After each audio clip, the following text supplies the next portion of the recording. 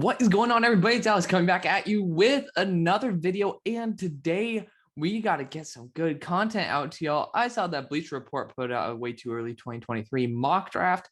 Had to give my thoughts on it because now we are one position group away from studying essentially the entire class. That's why the video has been taking a little bit longer to come out, because I'm not here to give you guys a bunch of BS. I want to tell you guys exactly what's going on, exactly why, and tell you with actual knowledge. So without further ado, let's go into this. By the way, you guys have been so supportive this summer. I love you guys so much. Thank you guys for believing in me, even though rather than every single day, it was once a week on average. So you guys have stayed strong. We're going to get these videos starting to pump out because I was in a meeting with somebody who got COVID yesterday.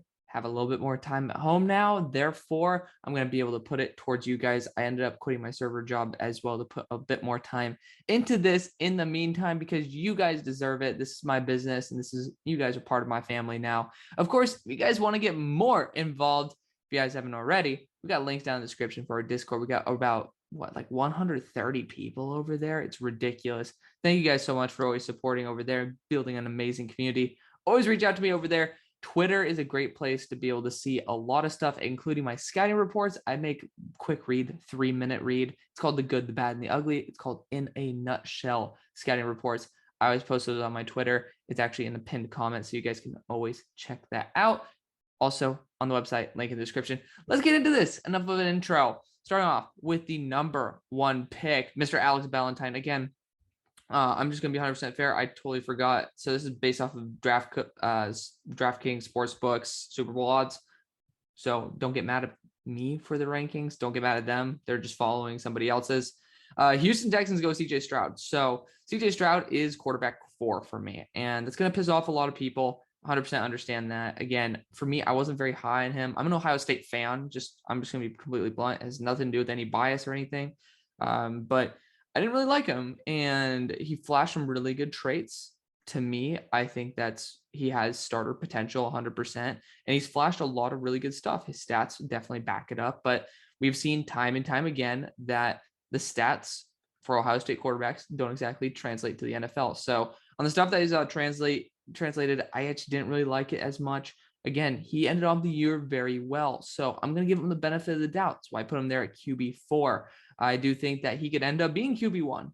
Great frame, great arm. Honestly, not too bad of a processor at times.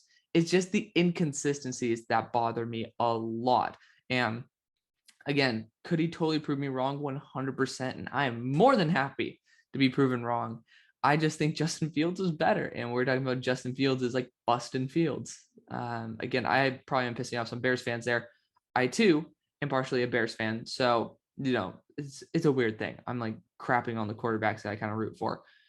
Regardless, I do think that CJ Stroud is not as good as Justin Fields was. And I don't know how that's really a debate, but we're having issues trusting Justin Fields' legitimacy in the NFL right now. I really don't see that changing with CJ Stroud, but I'd be very happy to. Again, kind of like my thing, we're going to number 2 with Bryce Young here.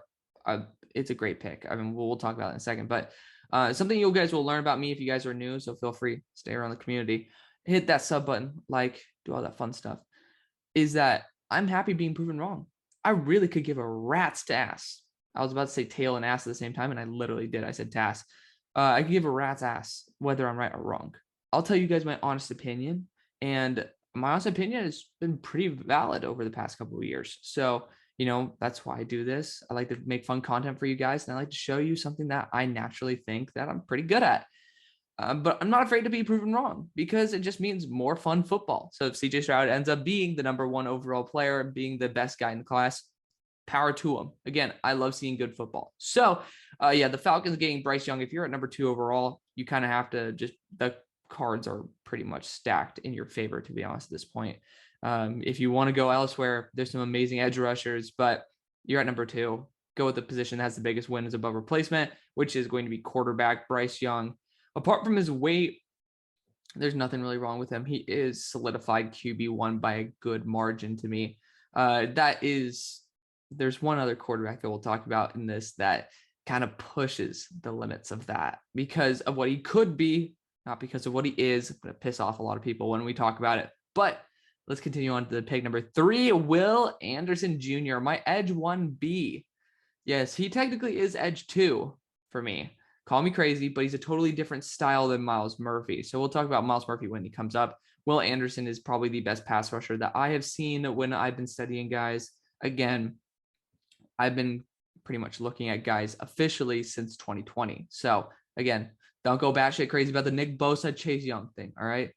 Chase Young was a baller. I didn't get to study him in depth enough. It's pretty much been 2 years of data in depth for me. So 2021, 2022 class are the ones that I have written full scouting reports on, watched every single snap, evolved a lot. So this is year 3. Now we make a lot of adjustments. Will Anderson's a baller, though. I'm afraid of his inconsistencies. Watch the Texas A&M game. You'll start out in that first quarter. He was absolutely cheeks, and it's really weird. Turned it on at the end. I watched the Mississippi State game as well, Ole Miss. Those games balled the F out. So I'm not that concerned. It's just you got to nitpick when it comes to ballers like Will Anderson. Number 4, Jackson Smith and Jigba to the Bears. I think it's starting to become a cheap cop-out because Ohio State to Ohio State. I don't know if JSN even actually did that much Justin Fields. I have Jackson Smith and Jigba, so this is actually quite funny. I believe it's wide receiver 4. It might be wide receiver 3, but definitely not the top wide receiver in the class.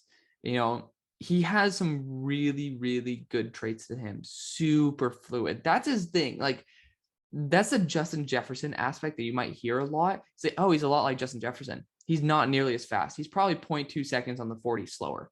He got caught up to by Brandon Smith, who was going at 4.53 on his 40, which is still really fast. But he caught up to Jack Smith and Jigba running full speed from behind and caught up.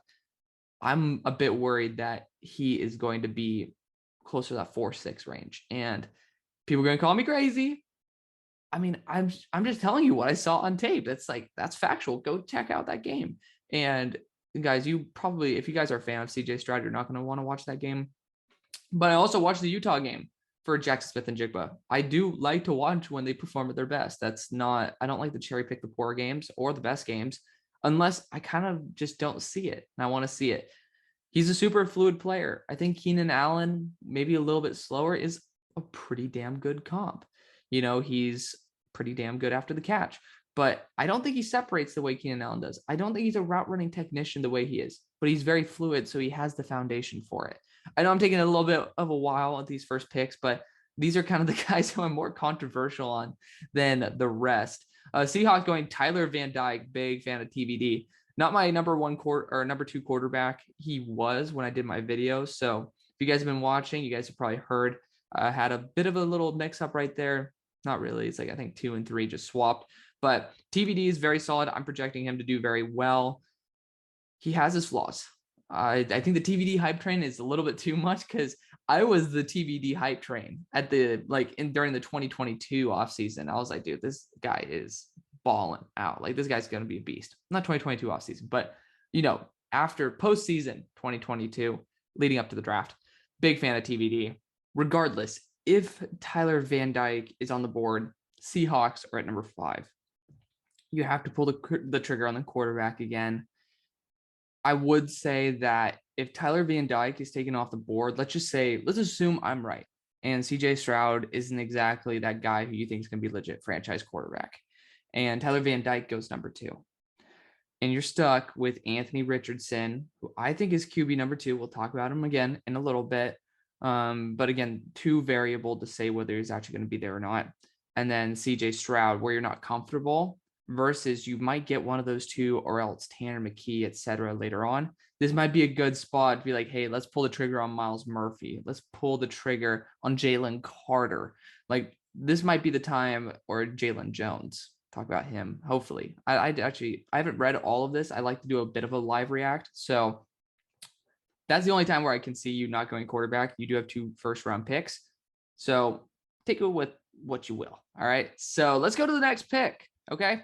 New York Jets going Jalen Carter.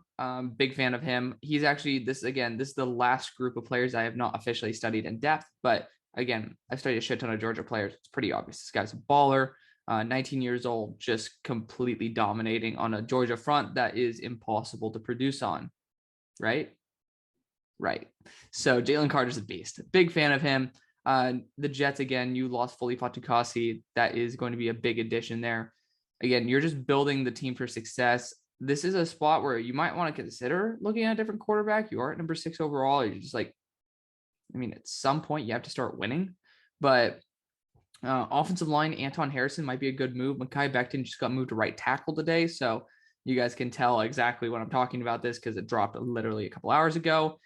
But yeah, you know what? Jalen Carter would be such a good addition. Again, you're not forcing anything here. You're just saying, hey, we're going to get best player available, build the team. Free agency can address some needs as well. So a big fan of that move right there. I think that is going to be your best return on your investment. Not named Miles Murphy, but your edge group's honestly pretty damn good too. Number 7, Jaguars, Kayshon Boutte. My wide receiver 1A of the class. He's going to be a wide receiver 1 of the class. Really, the only thing that brought him to 1A is his injury history. Assuming he stays healthy, which let's just do that because that's more fun than anything. I think that getting a true wide receiver 1 there in Jacksonville is awesome. It kind of sucks that they lost DJ Shark. I think that guy was a major asset, and it's not good. So Doug Peterson, Trevor Lawrence gets a really good weapon here. Probably the only guy I can actually see becoming a wide receiver 1 out of this class. And it's going to piss some people who love JSN off. And honestly, I might be wrong about that, but I really don't feel like this wide receiver class is as good as people say. I think it's as deep as some people say, but not as good. Here we go. This is the reason I actually want to make this video. Will Levis, I don't even have him in my top 3 rounds. I don't think that he's a good quarterback. He lost out to Sean Clifford. He is old. And I will just say, I'm pretty sure. So Trey Lance is still younger than all the quarterbacks except for Sam Howell, who were drafted last year.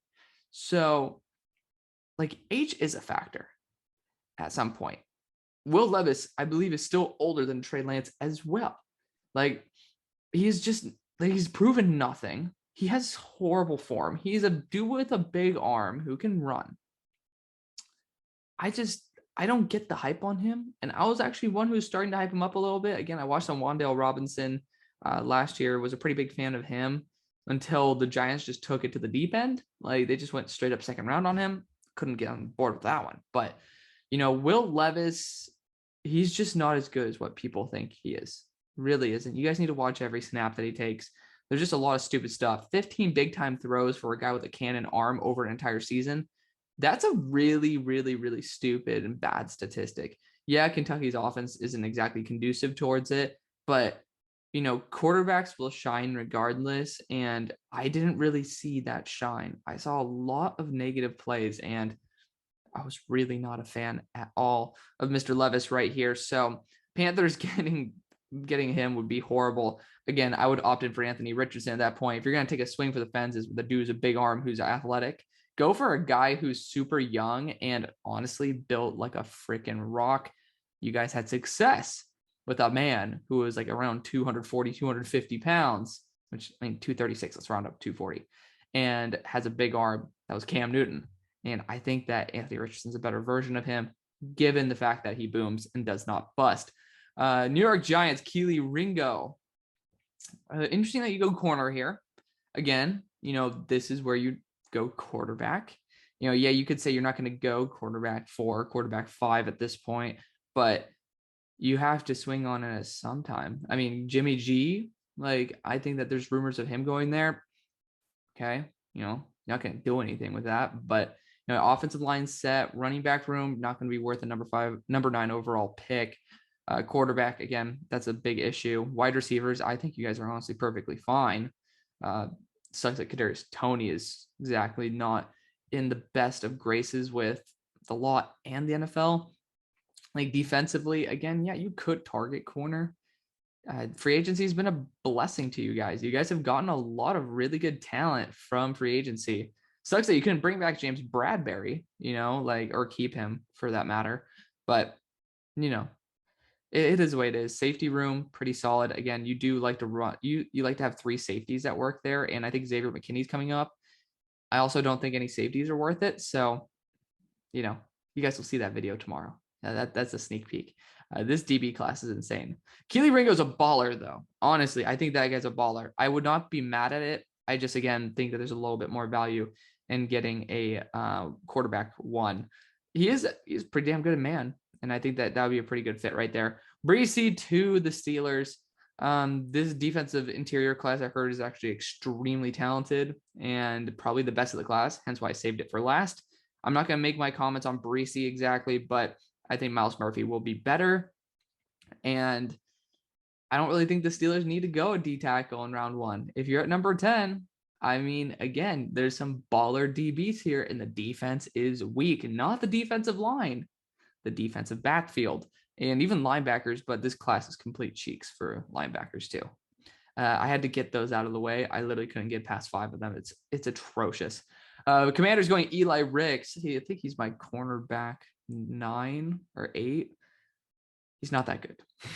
He's a built for a zone corner. He's not built for man. I don't think he'd fit the Commanders honestly that well in the first place. Has a lot of personality concerns. There's just a lot better DBs out there than Eli Ricks. But again, if you're at this spot, take a shot on a guy like Anthony Richardson. Seriously, what do you have to lose? You have Sam Howell there, but then you can at least have him battle it out. Sam Howell's not an expensive contract. I don't know. I seriously don't get it. You know, Eli Ricks is a baller. Like, he is a ball hawk. He's the definition of that.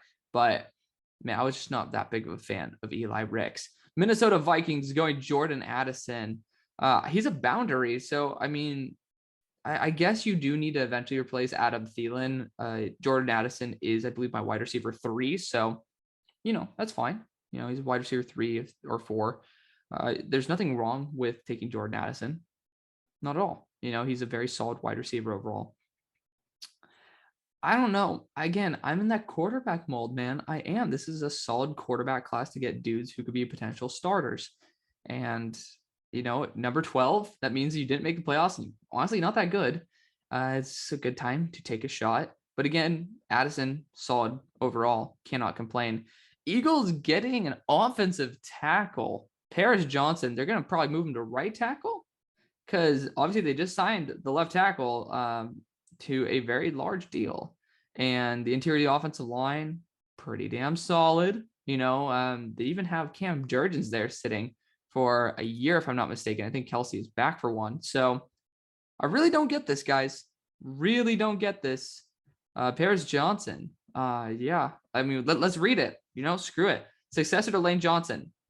So they're drafting a successor to somebody who probably won't retire next year, moving him to a position he's never played, and then saying, okay, well, you're going to be our first round pick. That is a ballsy move. If you really want a successor for Lane Johnson, get it in free agency. This is not the tackle class to go after. You might have it next year. I do know that, like, that kid who's now at BYU out of Oregon was an extremely talented player. BYU knows how to produce some solid talent as well. So you know that they were good coming in. BYU makes guys better, not necessarily gets the best talent. Now they have a really top talent, and then they end up getting to basically improve him. That would be a much better idea. And I believe he is a right tackle as well.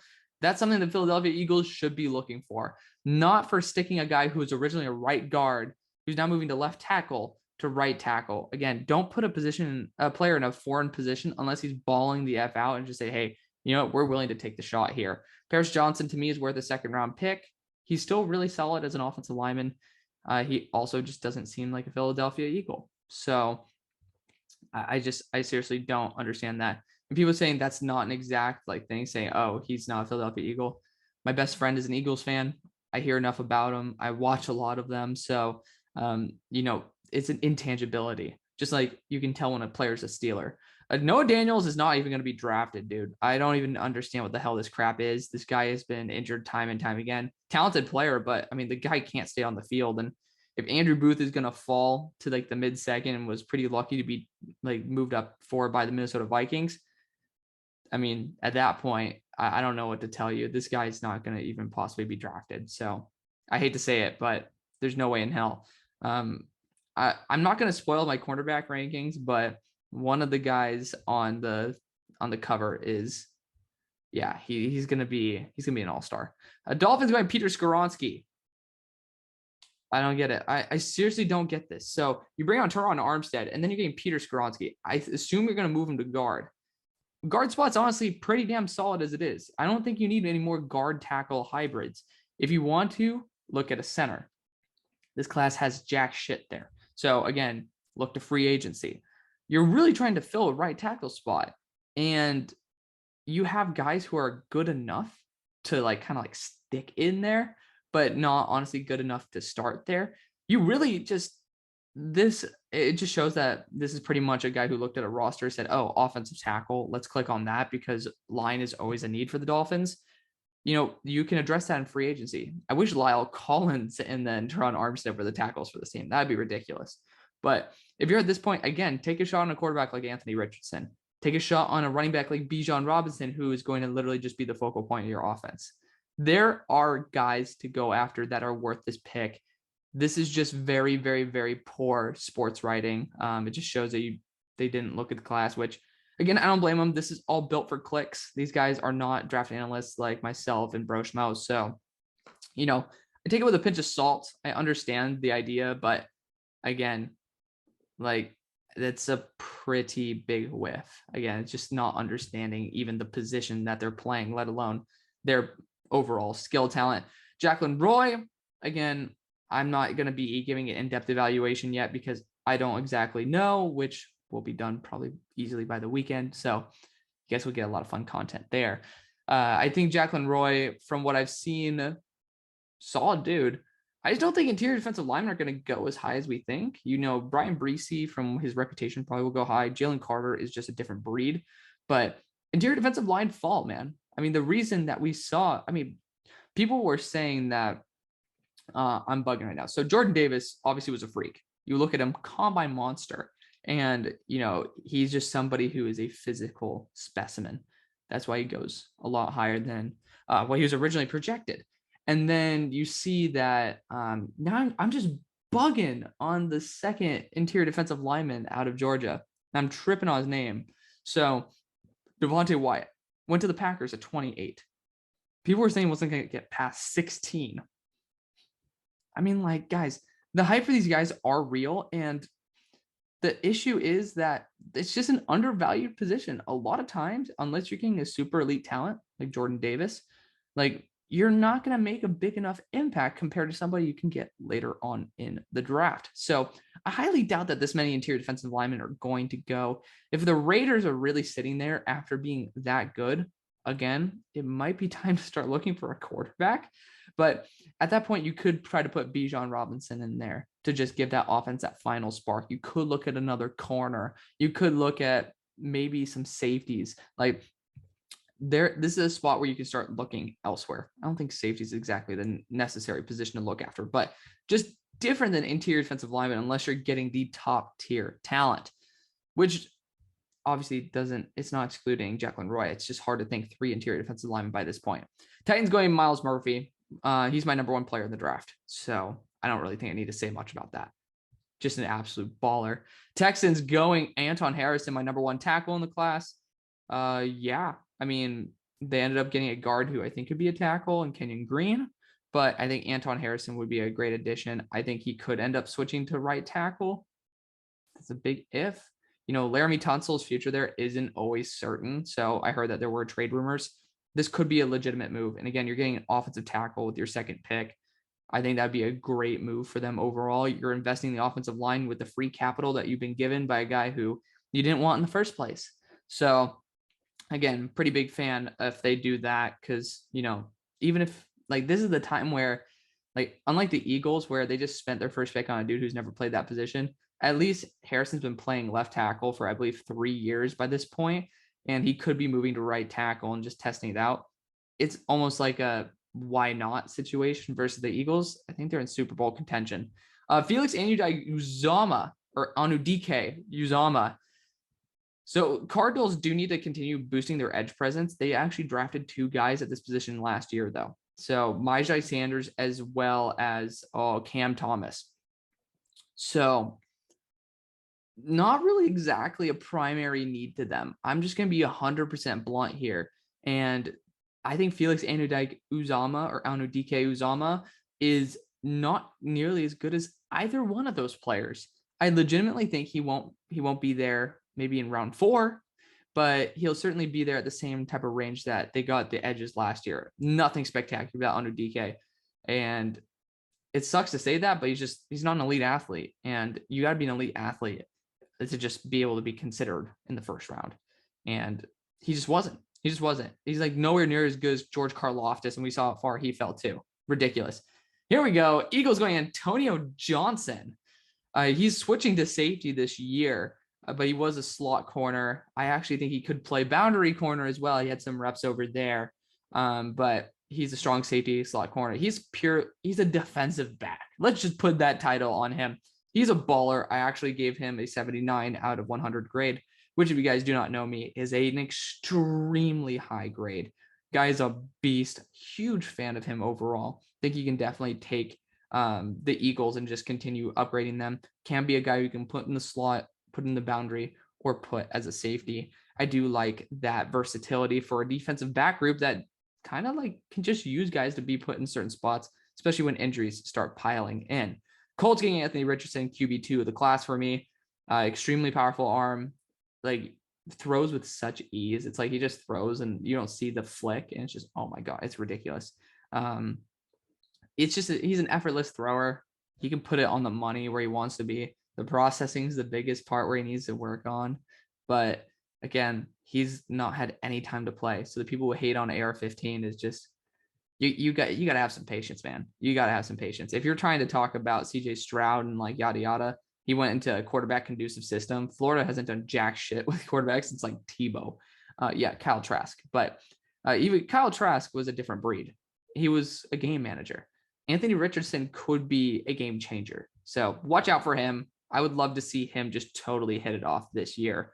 Cincinnati Bengals going Noah Sewell. Would not mind that at all. This is going to piss off some people who are Bengals fans because they're like, oh, our linebacker core is great. Logan Wilson, awesome. Pretty solid dude. The rest of them, like Jermaine Pratt, these guys are coming up for contracts for one. And number two, they're not elite talents. I know that you guys love to believe it. You guys are playing money ball with your players. They're good enough, and they're coming together and playing a lot better than what they should. Noah Sewell is the best linebacker in the class by a huge margin. And honestly, there's nothing wrong with getting another dude who can stop the run and cover pretty damn well. So seriously, his only issue is his tackling. Is somewhere close to 20% missed tackle rate. It's like, whatever, dude. I mean, again, just learn how to tackle. But yeah, people who are going to get mad about this, I'm going to like lose my shit over, because he is actually worth a first round grade. Really good size, really good athleticism, and overall really good talent. The only good one in this class, because, you know, Trent Simpson has his processing issues. Baltimore Ravens, Cam Smith.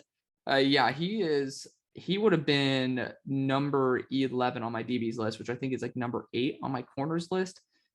Not that big of a fan of him. He never really impressed me in anything, and especially compared to some of these other corners in the class who I think are a lot better.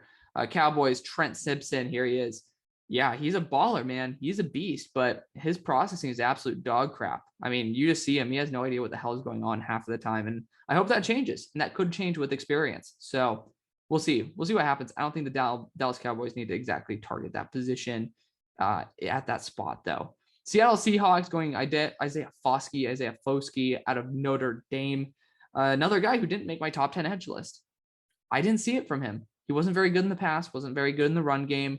He's still developing. I think he'll definitely take that step this year, and I'm excited to be proven wrong on him.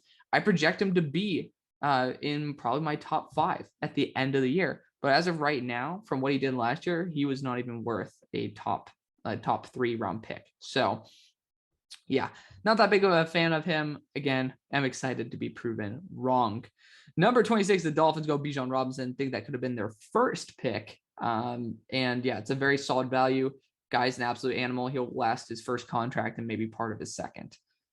Just, that's the way running backs are. He's a bell cow back. There's just no getting around it. Bell cow backs just don't last very long. If he does, awesome. But seriously, if you get him for 5 years, it's totally worth a free pick from San Francisco. Seriously is. Number 27, the Chargers going Michael Mayer. Yeah, he is not even in my top 2 for tight ends, if I'm not mistaken. He doesn't belong on the Chargers. So the Chargers like guys who can separate and guys who can just kind of like do it on their own. Michael Mayer is more of that Gronk style, but Gronk was honestly better as a route runner as well. He's a guy, he's mean. He'll block the crap out of you. He'll run you over. But he cannot separate for his life. And I've been a big proponent of Michael Mayer. I think he could be the next Gronk, but definitely not on the level of like Kyle Pitts, TJ Hawkinson, Noah Fant. Then you got the Detroit Lions going Tanner McKee. So yes, big fan of this one. Again, I think that is just a gold ticket for them to be able to just get a solid quarterback. Again, I don't know if exactly it's the best pick overall, but again, you're spending a late round pick on a high or late pick in the first on a player that you're getting the 5th-year contract. That's kind of the big deal with these quarterbacks. But you're taking a chance on somebody who could be a very high win above replacement position. We'll see what happens. It can't get much worse, but it can get a lot better. And I'm not saying trying to shun Jared Goff. I'm saying with Tanner McKee, he has a high floor, so it's not going to get much worse, even if it doesn't wow. So next pick, Nolan Smith was not in my top 10 edges either. He is a hard worker who is extremely athletic, but if you can't get around a dude, he's out of the play. I mean, offensive coordinators are pretty smart about being able to kind of defeat that asset. Like you have to be a little bit more than just a fast dude. So a little bit unfortunate. I don't think that he's worth the first round by any stretch of the imagination. Dude is extremely underweight as well. Kansas City Chiefs Blake Freeland. Not a fan of him overall either, but again, not a terrible tackle overall. Definitely a position they do need to address though. So good pick, just probably different player in my opinion. Tampa Bay Buccaneers, Jordan Battle. I'm not going to spoil exactly where I think he should be, but the round might be one higher than that where he should be taken. There's nothing phenomenal about Jordan Battle, and it's kind of exposed by these other safeties in the class. He's just not that good. And that's coming from me, who I was a big fan of Jordan Battle. I really watched him in depth this year. Not that good. Then you got Andrew Voorhees. Very well might be bringing him onto the show. We've been talking quite a bit. My offensive lineman 1, I'd be a huge fan of this one. He's a little bit older, 24, but again, super polished. Would love to bring him onto the show. So let's keep our eyes out for that one. And that is actually going to be the end of the video. Forgot there's only 32 picks. Was excited for a second round, but that's going to be the video, guys. Thank you guys so much for watching. I will be continuing these back probably when everything is done, just because I don't want to have a bunch of guys on the board that I haven't exactly studied yet. So mock the mock, then what? We'll probably be able to continue very soon. Without further ado, see you guys later. See you guys on the far side. Take it easy. Peace.